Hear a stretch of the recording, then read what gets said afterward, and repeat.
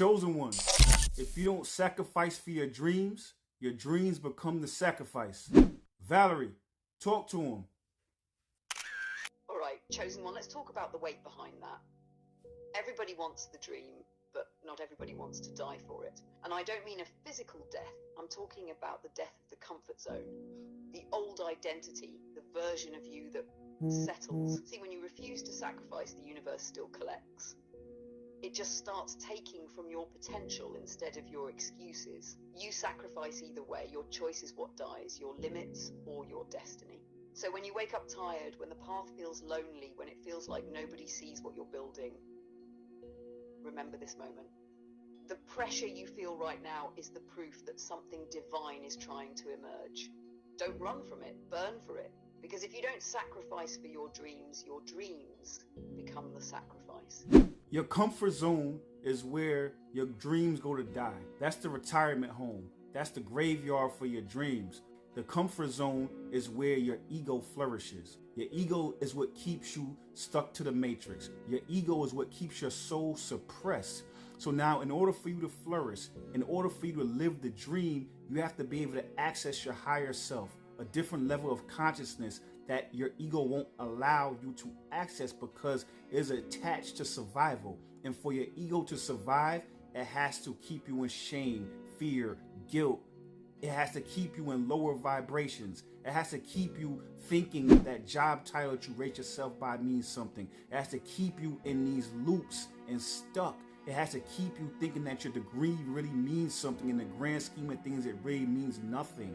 So I say all that to say is that if you want to be able to dream, you have to be able to access your higher self. You have to be able to access the Akashic records. You have to be able to access your higher consciousness. You have to be able to access the universal consciousness. And your ego won't allow that to happen because in order for it to thrive, that part of you can't survive. Valerie, talk to him.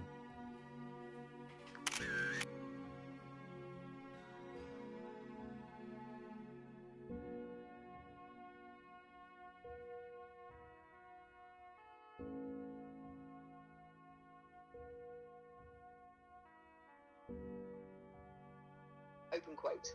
All right, chosen ones, listen close. The comfort zone is the graveyard of potential. It's where souls fall asleep with their dreams still breathing inside them. But here's the paradox.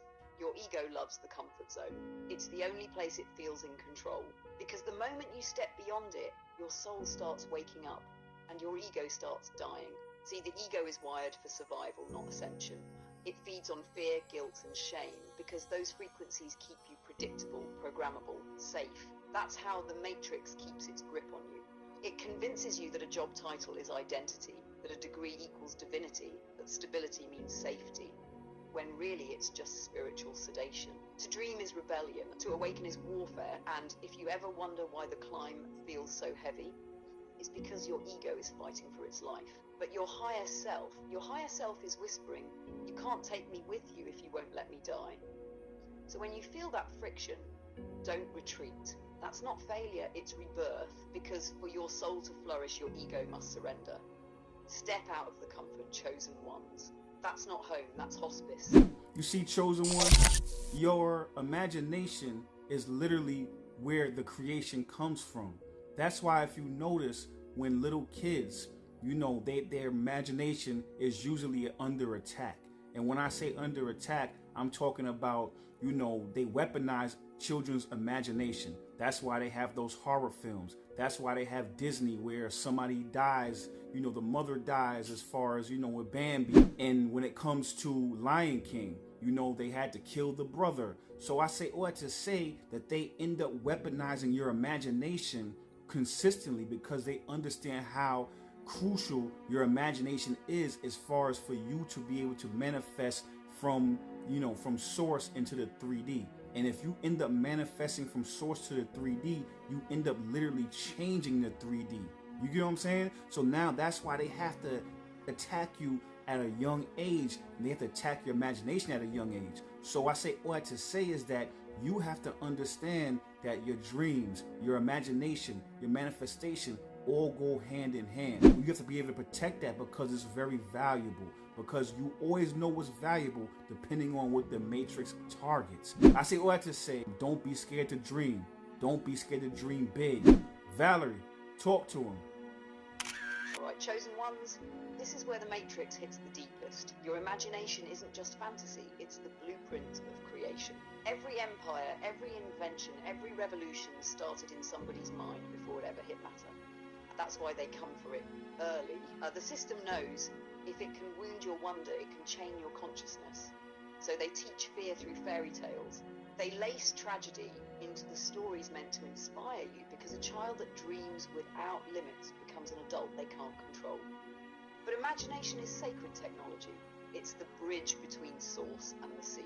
Every vision you hold long enough becomes instruction to the universe. So if they taught you to stop dreaming, it's because your dreams rewrite code. You have to reclaim that. Protect it. Feed it with silence, with solitude, with creation. Don't just daydream, dimension build. Don't just visualize, vibrate. Because the moment you start believing in what you can't yet see, the matrix starts glitching in your favor.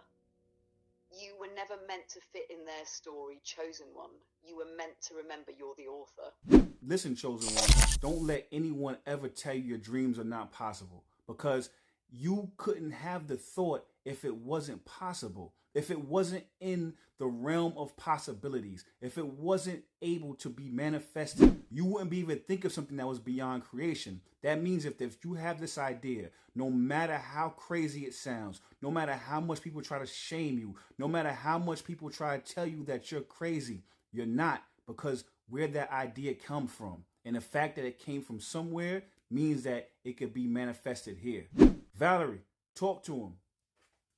Right, chosen ones, this is the one you need to feel in your bones. Every vision you've ever had was proof of possibility. The universe doesn't waste imagination on impossibility.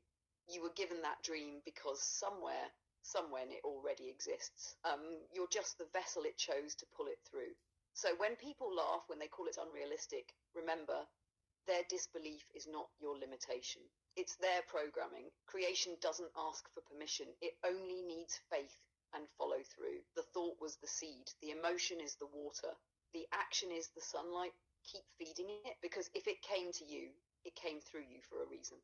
You're not crazy, chosen one. You're just remembering what's already real in another dimension.